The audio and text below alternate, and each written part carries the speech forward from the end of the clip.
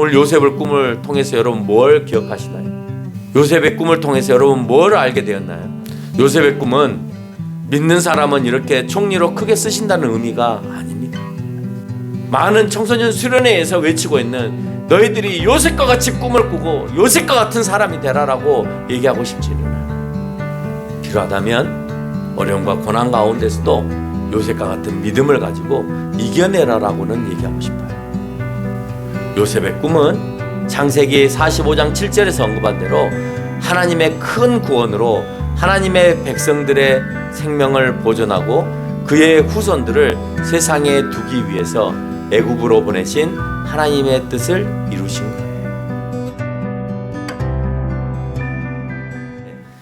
거예요. 마지막 창세기는 요셉의 이야기입니다. 마지막 기사인 이 요셉을 통하여서 하나님께서 우리에게 어떤 메시지를 전달하고 싶으신지를 우리가 좀 기억해 볼 필요가 있습니다. 특별히 하나님께서는 요셉에게 약속을 꿈으로 보이고 계시답니다. 그러니까 약속을 계시로, 소리로 전달하는 것이 아니라 그냥 알 수 없는 그런 의미의 꿈을 보여주시면서 자, 네가 이것을 통하여서 깨닫고 앞으로 이런 일들이 일어날 것이니까 기억해라 라고 하는 것을 설명해 주고 있습니다. 37장 7절에서 요셉이 형들에게 꿈 이야기를 하는데 그 내용은 이래요. 우리가 밭에서 곡식의 단을 뭉더니 내 단은 일어서고 당신의 단은 내 단을 둘러서서 절하더이다. 나는 일어났고 너희들은 내가 있는 그 가운데에 둘러서서 나를 향하여 절하였다라고 표현하는 거예요. 어떤 내용 같아요? 예, 나에게 절한 내용 같죠. 그거는 뭐 해석을 하지 않아도 형들이 묶은 단들이 내가 묶어놓은 단들을 에워싸서 절을 한다는 것은 내가 경배를 받고 있구나라고 하는 것을 그냥 그게 설사 그 단이 내가 아니다 할지라도 그렇구나라고 이해를 할 것입니다.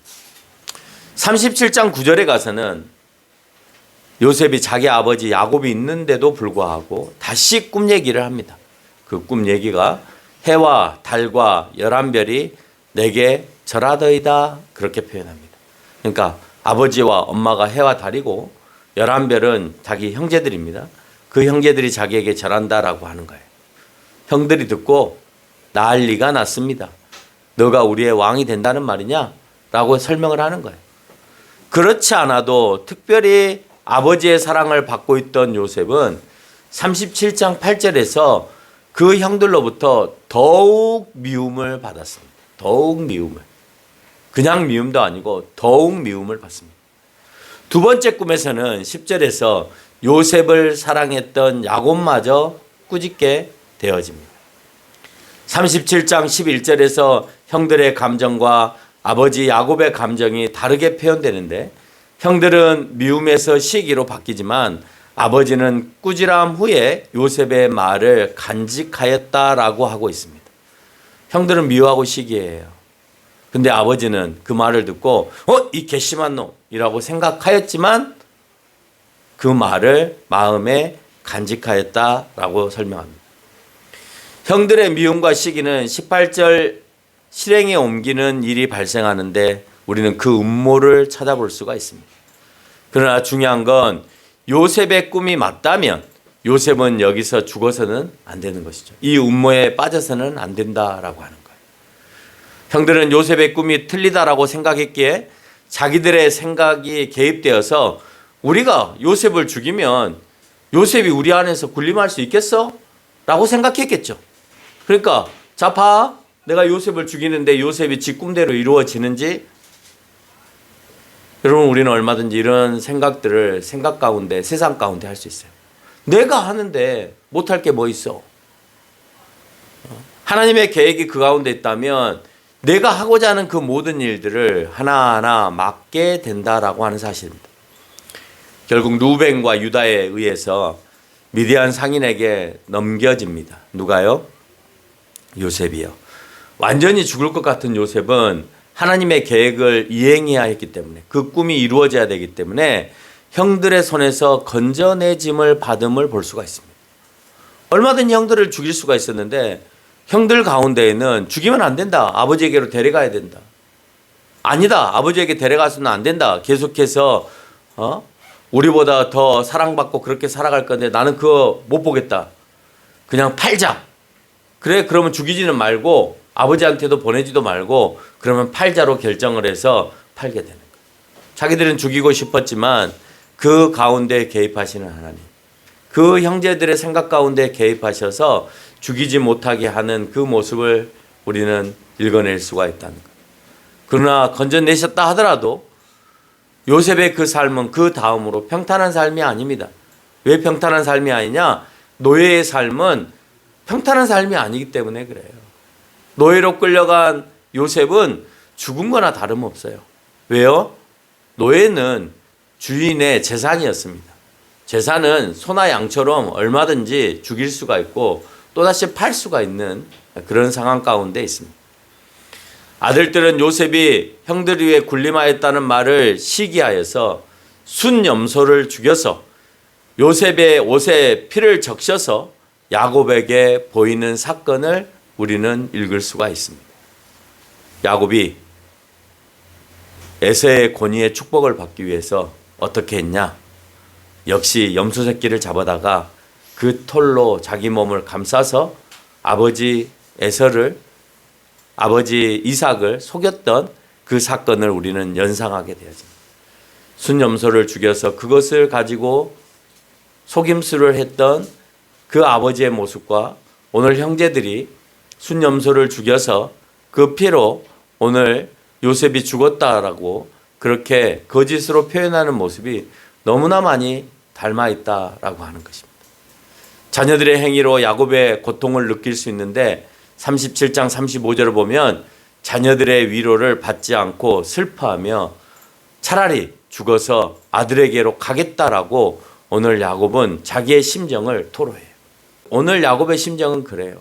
내가 가장 사랑했던 요셉. 성경은 야곱이 요셉을 얼마나 사랑했는가를 설명하고 있잖아요. 특별히 옷을 더 좋은 옷을 입히고 더 좋은 것을 먹이는 그 아버지의 모습을 성경은 우리에게 설명해 주고 있단 말이에요. 근데 그 자녀가 죽었다는 거예요. 그러니 그 마음은 누구로부터도 위로를 받을 수 없는 그런 마음이었을까요? 그래서 너무너무 슬퍼서 엉엉 울읍니다. 그리고 차라리 내가 내 아들에게로 돌아갔으면 좋겠다라고 하는 것은 나도 죽어서 아들에게 가고 싶다라고 표현하고 있는 것입니다.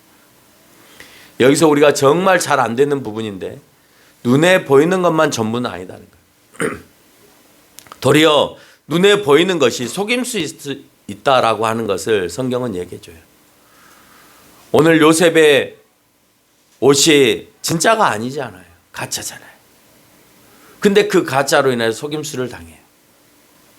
왠지 야곱과 속임수는 계속해서 연결되어져서 오고 있는 것 같은 느낌을 봅니다. 그리고 요셉이 말할 때 야곱은 그 마음에 간직했던 것을 되새겨야 했어요. 요셉이 뭐라고 얘기했지라고 하는 것을 되새겨야 됐어요. 아버지가 나에게 경배를 한다는 말을 되새겼다면 오늘 하나님께서 요셉을 데려가지 않았을 거라고 생각했을 겁니다. 아니, 너희들 말이 틀려. 요셉은 결코 죽지 않아. 하나님께서 분명히 요셉에게 얘기했어. 나의 경배까지 받게 한다라고. 그러니까 지금 죽는다면 요셉의 꿈은 거짓이야. 이렇게 설명해야 되는데 요셉이 허망한 꿈을 꿨구나라고 생각했겠죠. 그런 꿈을 꾸고 일찍 죽었구나라고 오늘 야곱은 생각했을 겁니다. 그리고 그렇게 간직해야 될 생각을 간직하지 못함으로 인해서 현실 속에 드러나는 그 좌절에 자기도 모르게 그냥 어떻게 해야 될지 모르는 희망을 잃어버리는 그런 삶으로 전락하게 되어진다. 여러분 신앙 안에서 마음에 간직한 것을 늘 되새겨야 해요. 하나님은 여러분에게 무엇으로 약속을 했어요? 저도 여러 번 하나님께서 나에게 약속을 했는데 과정 속에서는 안 이루어지실 것 같아요. 그 이루어지는데 때로는 10년이 걸리기도 하고 때로는 5년이 걸리기도 하고 때로는 20년이 걸리기도 해요. 그 과정을 지나오면서 안 이루어지실 것 같아 라는 생각을 왜 저라고 안 했겠어요? 그런데 그것을 계속해서 믿음으로 뚝심으로 기도로 하루를 지내고 1년을 지내다 보면 하나님께서 이렇게 이루시기 위해서 이렇게 약속을 실현하시기 위해서 하셨나 보다라고 생각을 합니다.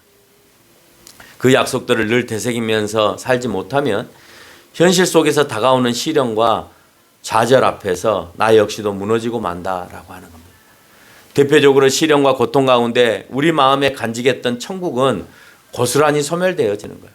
여러분, 시련과 고통 앞에서 천국은 어디론가 사라져버려요. 그게 나에게 무슨 상관이 있는데, 이 땅에 고통스럽고 이 땅이 어렵고 이 땅이 나에게 힘든데 그 천국 무슨 의미가 있는데. 그 말은 여러분, 불교인들이 말하는 거가 똑같은 거예요. 예? 개똥밭에 굴러도 이승이 좋다는 말이 똑같은 거죠. 이 땅이 더 좋사오니라고 얘기하는 것과 같은 거잖아요. 적어도 기독교인은 다른 종교인들이 얘기하는 것과 똑같은 얘기를 하지 말아야 되잖아요. 근데 우리가 역시 그렇게 똑같이 설명하고 있다는 거예요.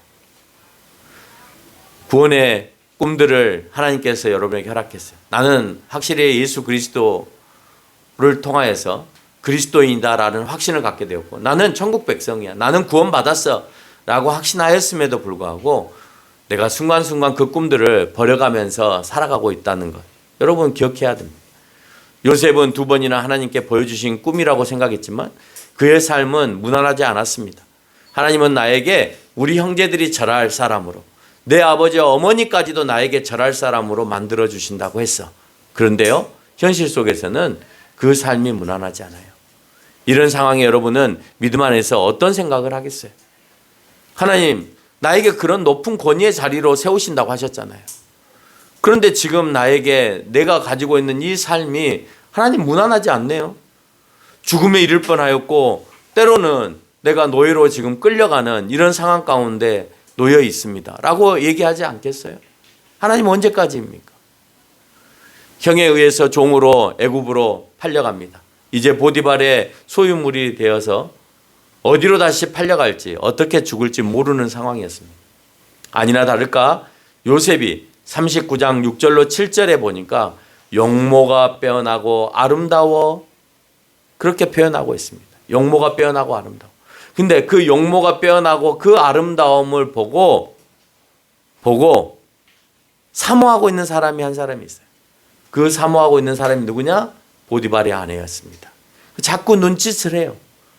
눈짓만으로 끝나는 게 아니라 아예 노골적으로 동침하기를 청하니라고 표현하고 있습니다. 왜 그랬을까요? 너무 용모가 빼어나고 아름다워서 그랬을까요? BTS처럼 생겨서? 아닙니다. 여러분 자세히 보면 그 본문 안에 답이 있습니다. 보디발의 아내는 결혼을 했지만 보디발은 그 직위가 뭐라고 되어 있냐면 친위대 대장이라고 되어 있습니다. 친위대는 왕 옆에서 왕을 가장 측근에서 보호하는 부대입니다. 그래서 왕과 왕후, 그의 가족들을 보호하는 역할을 맡기 때문에 동서양을 막론하고 고대부터 내시들이 이 일을 맡았습니다. 우리나라 친위대장을 상선이라고 했습니다. 상선은 내시죠. 내시 중에 가장 높은 사람을 상선이라고 해요. 이 사람도 역시 결혼을 했습니다. 여러분 사극 보면 알 수 있죠. 결혼을 했습니다. 그리고 내시 중에서 본인이 내시니까 자녀를 못 갖잖아요. 자녀를 못 가지니까 자녀가 있어야 결혼이 되잖아요. 우리나라 유교 사상에서. 그러니까 내시 중에서 양자를 삼아서 자기 집에 드립니다. 여러분 사극 보면 그런 거 있죠. 내시에 해당되는 히브리어 사리스, 내시라는 단어가 히브리어로 사리스입니다. 근데 친위 대장에 사용되어지고 있는 단어가 사리스의 접두어를 사용하는 사르라고 하는 단어를 사용하고 있다라고 하는 겁니다. 그래서 이 사리스의 어원에서 이 친위 대장의 단어가 등장하고 있는 것을 우리가 알 수가 있어요. 이런 상황을 볼 때 보디발의 아내는 보디발과 결혼을 했지만 여자로서 남편에게 사랑을 받지 못하는 그런 상황이었기 때문에 오늘 멋진 남자가 종으로 들어왔을 때, 여러분 당시에는 종은 주인이 마음껏 했잖아요. 그렇죠. 심지어 뭐 여러분 아브라함도 보고 또 야곱도 보고 에서도 보고 보면 알지만, 이삭도 보고 보면 알지만 종을 자기의 첩으로 들여서 시족 본성까지 했잖아요. 그러니까 그걸 남편들이 한 걸 보니까 아내도 얼마든지 할 수 있는 거죠. 그래서 그런 일들을 통해서 오늘 그 외로움을 가지고 있었던 보디발의 아내는 오늘 요셉을 보고 반할 수밖에 없는 그 용모에 그만 이와 같이 눈짓을 하고 동침을 청하게 되었다는 거예요. 요셉은 동침을 요구하는 주인의 아내에게 39장 9절에서 주인이 금한 것은 당신뿐 아니다 라고 그 자리에서 도망합니다. 주인이 금한 것은 당신뿐이에요. 당신뿐. 다른 것은 다 허락했는데 당신만은 손대지 말라라고 얘기를 했습니다. 여러분 이 말 안에서도 지금 보디발의 아내가 어떤 상황인지를 얘기하잖아요. 그럼 어떤 주인이 내 아내는 손대지 마 이런 주인이 어디 있어요? 그럼 왜 이런 말을 했을까 하는 것을 우리는 짐작해 볼 수 있는 거죠. 요셉은 이래도 죽고 저래도 죽는 상황에 부딪혔습니다. 보디발의 아내의 말을 받아들이면 보디발에게 들켜서 죽을 것이고 보디발의 아내의 말을 듣지 않으면 보디발 아내도 역시 주인이기 때문에 그 요셉을 또 음해해서 또는 음모를 벌려서 죽일 것입니다. 보디발의 아내의 말을 거부했기 때문에 보디발의 아내에 의해서 어려움을 당하는 일을 맞이하게 됩니다. 여러분 이래도 죽고 저래도 죽는다면 어떤 걸 선택하겠어요? 오늘 요셉은 진퇴양난에 빠져 있는 거예요. 진퇴양난에 빠졌으면 그냥 즐기다가 죽는 게 좋은 거 아니에요? 먹지도 못하고 부유함도 느끼지 못하고 즐기지도 못하고 그냥 죽는 것보다 그냥 내가 하고 싶은 거 다 하고 죽는 것이 더 낫다라고 우리는 그렇게 판단하지 않을까요? 근데 여기서도 하나님은 좋은 판단을 하기를 원하세요. 주인이 손대지 말라 했을 때 종의 신분으로서 그 역할을 하기를 원해요. 내가 보디발의 아내에 의해서 어려움을 당한다 할지라도 그래도 나는 옳은 것을 선택하겠어 라고 오늘 요셉은 선택했다는 거예요. 요셉의 꿈이 이루어지기 전까지 결코 그를 죽이지 못합니다. 그러나 그가 들어간 곳은 죽음만큼이나 어두운 곳이었어요. 들어가면 못 나오는 왕의 죄수의 옥에 갇히게 됩니다. 여러분 오늘 친위대장이 포위하고 있는 그 감옥은 왕의 명령에 의해서 들어가는 그런 감옥이에요. 그러니까 일반 감옥하고 달라요. 이건 반역죄를 저지른 사람들이 들어가는 옥이고 절대 죽을 때까지 끄집어내주지 않아요. 그 반역이라고 하는 것이 풀렸을 때, 해결이 됐을 때만 살아날 수 있는 옥입니다. 그러니까 더 미궁에 더 어려움에 요셉은 계속해서 빠져들어가요. 자기는 잘못한 게 없는데 계속 어려움에 빠져들어가요. 우리는 이런 상황이 되면 하나님은 나에게 형들이 저라는 꿈을 주셨으면서 나를 이런 상황까지 몰고 가십니까? 라고 하나님께 대들지 않겠어요? 하나님 그 꿈은 무엇이고 지금 내가 처한 상황은 무엇입니까? 그렇게 얘기하지 않겠어요? 하나님의 계획을 믿고 있다면 이런 상황을 잘 이겨내야만 하는 겁니다. 여러분 이겨낼 거예요? 원망하고 있을 거예요? 하나님을 향하여 삿대질하고 있을 거예요? 하나님을 향하여 두 손 모아 기도하고 있을 거예요? 네? 아직 하나님께서 요셉에게 약속한 꿈이 이루어지지 않았기에 죽이시지 않고 있다라는 것에 우리는 중심을 맞춰볼 필요 있어요. 아직 죽이지 않으셨잖아요. 다 거짓이잖아요. 감옥에 가다 놓고 너 죽일 거야 하고 엄습을 하고 있는 거잖아요. 그 엄습 가운데 내가 사슴이나 노루가 되어지면 막 두려움에 떨려서 죽어버리겠지만 이건 거짓이야. 하나님은 반드시 나는 이 가운데서도 건져내실 거야 라고 누가 들으면 허황된 생각을 하는 것처럼 보여질지라도 내가 그렇게 마음먹으면 담대함이 생기잖아요. 여러분 노루나 사슴은 담대함이 없잖아요. 근데 우리에게 담대함을 요구하고 계시다. 죽음을 엄습하는 이 상황 가운데서도 담대함을 하나님은 아직 나를 통하여서 모든 일을 하지 않으셨어 라고 말하고 있는 것이죠. 39장 21절에서 어떻게 설명하고 있냐. 여호와께서 요셉과 함께 하시고 그에게 인자를 더하사. 여기서 인자는 헤세드입니다. 헤세드는 변함없는 사랑을 얘기해요. 오늘 요셉은 아버지 야곱에게 받은 사랑이 전부가 아니라 오늘 하나님께서 변함없는 사랑을 하고 계시고 있다라고 하는 것에 성경은 초점을 맞춰주고 있어요. 오늘 네 아버지하고 같이 있지 못하지. 네 아버지로부터 사랑을 받고 있지 못하지. 근데 걱정하지 마. 나는 지금 너에게 계속해서 변함없는 사랑을 주고 있어. 라고 오늘 성경은 우리에게 말씀하고 있어요. 그것을 인자를 더하사 간수장에게 은혜를 받게 하셨다라고 설명을 합니다. 23절 하반절에서 여호와께서 요셉과 함께 하십니다. 여호와께서 그를 범사에 형통하게 하셨다라고, 꿈과 하나님의 계획은 어떤 상황에도 버리는 것이 아니고 또 버려서는 안 되는 것이라고 하면서, 버려서는 안 되는 것이 또 하나 있는데 그것은 믿음임을 오늘 성경은 얘기합니다. 아무도 빠져나갈 수 없는 감옥에 왕의 가장 측근인 술 맡은 관원장과 떡 맡은 관원장이 들어왔습니다. 그리고 그들은 꿈을 꿨습니다. 술 맡은 관원장은 3일 후에 풀려난다는 것이고 떡 맡은 관원장은 죽게 된다는 것. 당시에 술 맡은 관원장과 떡 맡은 관원장은 왕의 목숨과 관련되는 일이기 때문에 가장 친한 사람을 그곳에 붙입니다. 왜? 독사를 할 수 있는 자리이기 때문에 그래요. 결국 술 맡은 관원장은 오늘 요셉이 얘기한 것처럼 그 오해가 풀려서 풀려나게 되어집니다. 요셉은 절대 나갈 수 없는 감옥이라고 생각을 했을 겁니다. 그런데 나갈 수 있음을 오늘 술 맡은 관원장을 통하여서 보여준 겁니다.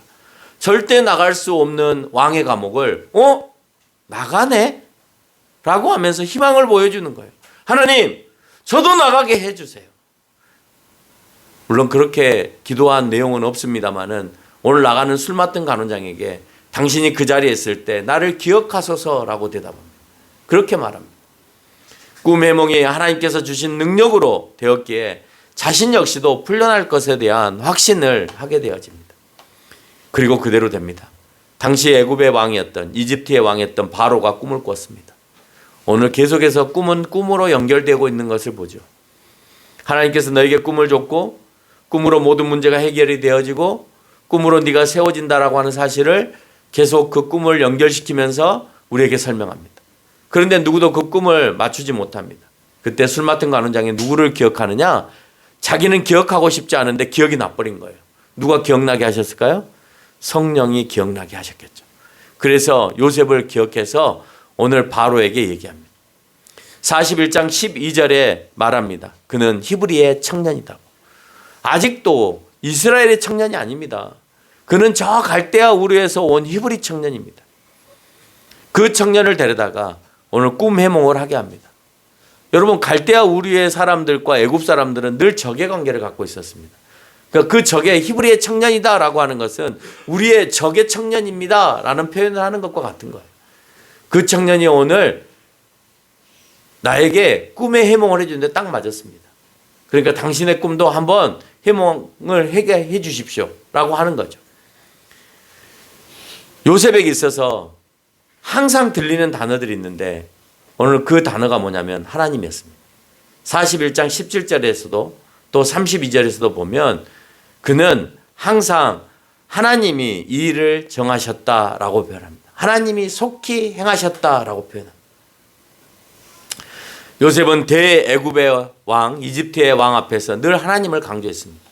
바로에게 하나님을 향한 믿음을 보인 것이죠. 이 꿈을 맞춘 것도 하나님께 영광이지 내가 잘나서가 아니라는 겁니다. 바로는 요셉을 이렇게 인정합니다.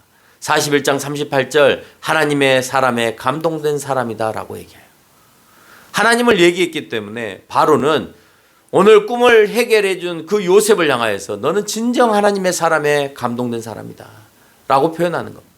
술 맡은 관원장의 꿈, 해몽이 정확히 맞춰짐으로 인하여서 요셉 자신이 꿈꿨던 꿈에 대한 확신은 변함없는 것이라는 것을 확인하게 된 거예요. 하나님께서 계획하시는 일을 이루시는 놀라운 사건을 그 가운데서 들여보는 것입니다. 그 말이 맞네? 내가 해몽을 했는데 그게 맞네? 하나님께서 나에게 능력을 주시고 그 능력 가운데서 이게 맞다면 오늘 내가 꾸었던 그 꿈의 해석도 분명히 맞을 거야 라고 생각하는 것이죠. 그리고 흉년이 들어서 야곱의 아들들은 자신들이 버린 동생에게 구걸을 하기 위해서 이집트로 애굽으로 스스로 걸어옵니다. 그리고 42장 6절에서 요셉에게 보이셨던 꿈을 이루십니다. 이렇게 표현하죠.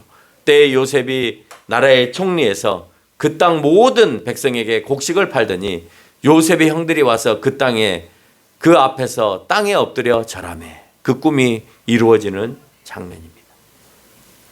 요셉은 이 사건을 보고 42장 9절에서 요셉이 그들에게 대하여 꿈을 생각하였다라고 설명하고 있습니다.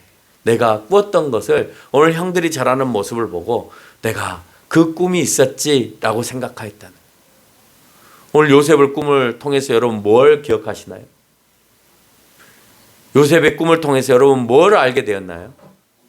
요셉의 꿈은 믿는 사람은 이렇게 총리로 크게 쓰신다는 의미가 아닙니다. 여러분 많은 사람들이 요셉의 꿈을 설명할 때 하나님 요셉과 같은 아들을 나에게 허락해 주세요. 이름도 요셉. 하나님 요셉과 같은 아들을. 저는요 요셉과 같은 아들이 싫어요. 여러분 내 아들이 죽었다고 나에게 통보가 온다는 것 자체도 싫어요. 그래서 수십 년 동안 내 아들을 볼 수 없어서 죽었다고 생각하는 그 자체도 싫어요. 총리가 안 돼도 괜찮아요. 내 자녀를 몇십 년 동안 죽은 것으로 생각해서 볼 수 없었다는 그 고통을 이겨낼 수가 없어요. 요셉의 꿈과 같은 모습이 내 자녀들에게 일어나지 않기를 나는 되려 바라요. 총리가 되면 뭐 할 거예요? 내 아들이 종살이를 하고 종살이 가운데서 음해를 겪어서 왕의 그 옥에서 지옥과 같은 생활을 했다고 생각한다면 여러분 총리가 무슨 의미가 있어요? 근데 많은 사람들은 요셉과 같은 자녀가 되기를 소원합니다. 물론 하나님의 꿈을 이루기 위해서 요셉이 그것을 잘 감당했기 때문에 하나님이 필요하시다면 네라고 대답해야 되겠지만 내가 기도한다면 많은 청소년 수련회에서 외치고 있는 너희들이 요셉과 같이 꿈을 꾸고 요셉과 같은 사람이 되라라고 얘기하고 싶지는 않아요. 필요하다면 어려움과 고난 가운데서도 요셉과 같은 믿음을 가지고 이겨내라라고는 얘기하고 싶어요. 요셉의 꿈은 형들보다 더 높은 사람이 되는 것이 기필코 이루어진다라고 하는 교훈을 주는 게 아니에요. 요셉의 꿈은 창세기 45장 7절에서 언급한 대로 하나님의 큰 구원으로 하나님의 백성들의 생명을 보존하고 그의 후손들을 세상에 두기 위해서 애굽으로 보내신 하나님의 뜻을 이루신 거예요. 형제들에 대해 충분히 원망할 수 있지만 하나님의 뜻을 알았기에 요셉은 형들을 원망하지 않습니다. 도리어 자신을 통해 하나님의 뜻을 보이심을 더 영광스럽게 생각하고 있다는 거예요. 이번 주에 이슈가 되었던 뉴스가 있습니다. 그 이슈가 됐던 뉴스가 뭐냐면 물론 뭐 법정에서의 판결들도 있었습니다만은 그건 뭐 내버려 두고요. 충주면 사건이 여러분 보셨을 겁니다. 아주대학교 경영학과를 졸업하고 사법시험을 준비했습니다. 충주면은. 충주를 알린 유튜브로 충주를 알렸던 유명한 TV에도 여러 번 등장을 했죠. 사법고시를 6번 떨어졌습니다. 그 이후에 안 되겠다 싶어서 구급 공무원 시험을 치릅니다. 합격 후에 충주시에서 근무했습니다. 7년 만에 충주면이라는 유튜브의 구독자 수가 97만에 이르게 됩니다. 거의 100만에 가깝게 됩니다. 이 일로 인하여서 7년 만에 9급에서 6급으로 승진을 합니다. 그래서 공무원의 특진 인물로 소문이 났습니다. 그런데 그런 충주맨이 주변 공무원들의 시기와 질투를 받아서 결국 사임했다라는 소문을 듣게 됩니다. 그 소문을 듣고 일주일 만에 구독자가 17만이나 빠져나갑니다. 우리는 누군가로부터 인정을 받고 사랑을 받으면 꼭 반대편에 시기와 질투자가 있다는 것을 기억해야 해요. 그건 형제 안에서도 얼마든지 일어날 수 있다는 걸 오늘 성경에서는 설명하고 있습니다. 나락에 떨어뜨리려는 이들이 내 가운데는 득실득실해요. 여러분이 잘 됐을 때 그 잘됨에 대하여 배 아파하는 사람들이 굉장히 많이 존재한다는 거예요. 그래서 청와대는 그를 불렀습니다. 왜 불렀냐? 그의 창의력. 그 창의력이 너무 좋아서 그 창의력을 높이 사서 불렀습니다. 비서실장이 그를 불러서 공무원의 길이 뜻이 있느냐, 공무원을 계속하고 싶은 뜻이 있느냐라고 독대를 했답니다. 뭐라고 얘기를 했는지는 모르겠지만 비서실장의 제의는 공무원 1급에 해당되어지는 디지털 소통 비서관, 비서실의 비서관으로 제안을 받았다라고 얘기가 들려지고 있습니다. 그런데 아직까지도 그의 역할은 어떻게 될지 잘 모릅니다. 그가 아직 수용하지 않았다라고 얘기합니다. 6급 공무원이 하루아침에 1급이 되는데도 불구하고 네, 하겠습니다라고 얘기하지 않았다. 왜요? 그 사회가 불편하기 때문에 그랬을 수도 있습니다. 아니면 그게 재미없기 때문에 그냥 내려놨을 수도 있습니다. 6급이면 뭐하고 1급이면 뭐합니까? 삶에 재미가 없는데. 그렇죠? 아마 제 생각에는 들어가서 일할 것 같습니다만은 1급으로서 비서관의 일을 할 것 같지는 않고 뭐 어떤 일을 정해놓고 할 것 같다는 생각은 하게 되어집니다. 중요한 건 여러분이 잘 됐을 때 우리는 얼마든지 시기와 질투가 있는데 내가 그렇게 잘 됐을 때 옆에 사람들이 어려움을 당하지 않은가 하는가도 내가 살펴봐야 해요. 나 때문에 다른 사람이 공경에 빠지진 않을까. 내가 오늘 지금 잘 나가고 있고 이런 좋은 역할들을 했을 때 내 옆에 있는 사람이 혹시 상처를 받지는 않을까, 어려움을 당하지는 않을까, 여기까지 볼 수 있는 사람이 그리스도인이다라고 하는 거예요.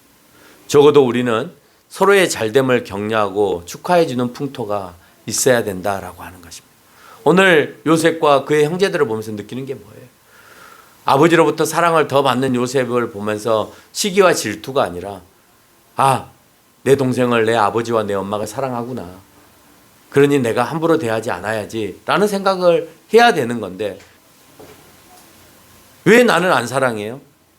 라고 말하는 것 자체가 오늘 형제들 안에서 분열이 일어날 수 있고 또 부모의 입장에서는 어느 한 형제만 사랑했을 때 이런 문제가 신앙이 없고 또는 믿음이 없고 또는 그 생각이 모나있을 때 아, 이와 같이 형제들 안에도 문제가 발생할 수 있겠구나 라는 생각을 해야 돼요.